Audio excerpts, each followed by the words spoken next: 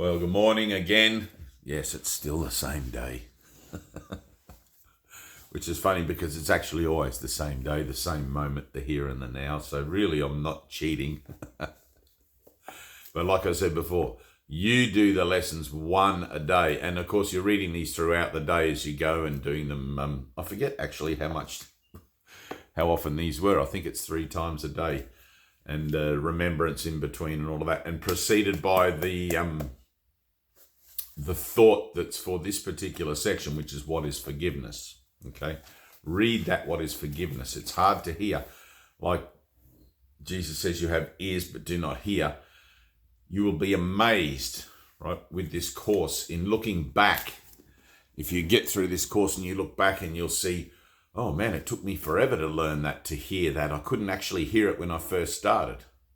I couldn't hear that there is no world. And of course, the hearing and the experience are sort of like one thing, but you'll have these penny drop moments where all of a sudden you'll be in a situation with friends or whatever, and something will happen and you'll be like, bam, and it'll reflect off something you've read and you'll actually hear it.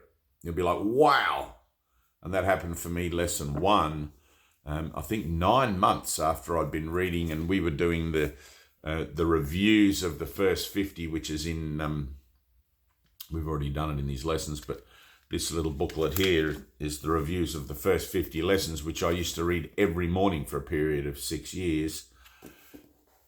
And, of course, every morning I would hear, nothing I see means anything. And then one day, finally, some situation occurred in front of my face. And I said to one of my teachers, I said, what does that mean? You know, and she said, nothing I see means anything. And I went, bam, and it just hit me.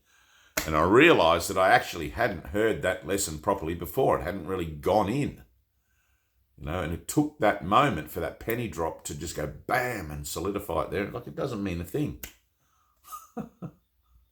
It's quite bizarre how resistant to hearing I am, you know, and you'll find out, you know, keep your finger on your nose, but you'll find out for yourself the same thing. So never think, oh yeah, I got this.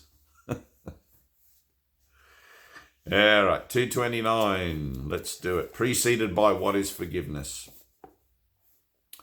Love which created me is what I am. I seek my own identity and I find it in these words. Love which created me is what I am. Now need I seek no more. Love has prevailed. So still it waited for my coming home that I will turn away no longer from the holy face of Christ. And what I look upon attests to the truth of the identity I sought to lose, but which my Father has kept safe for me.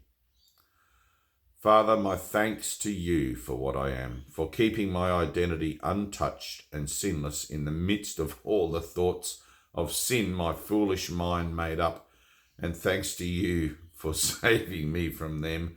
Amen. There's an amen at the end of that one. I remember when Helen Schuckman was channeling this course, I remember she asked Jesus, how will I know when this is done? How will I know when this course is finished? Because she was every day like channeling.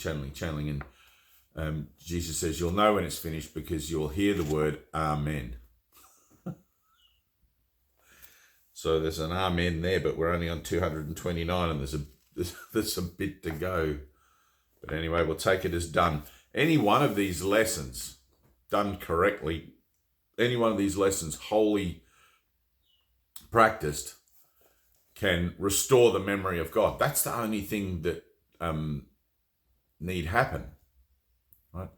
All of this is preparation. Miracles are all right, but purification is necessary first. This is purification, this whole thing, purification.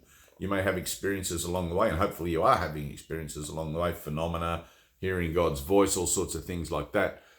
But the experience of the illumination of the mind, the enlightenment of your mind, the golden ticket of your salvation or whatever is the restoration of the memory of God, which is in you now, awaiting but your call upon it in integrity, like with truth and with no other interests, which is why we're divesting ourselves of our the meaning that we've given the world. Obviously, you can't divest yourself of the world. You still have to put food in your mouth and pay your bills and do all these things. But the meaning you've given everything, where all of a sudden lesson 1, you see it and it's like nothing I see means anything.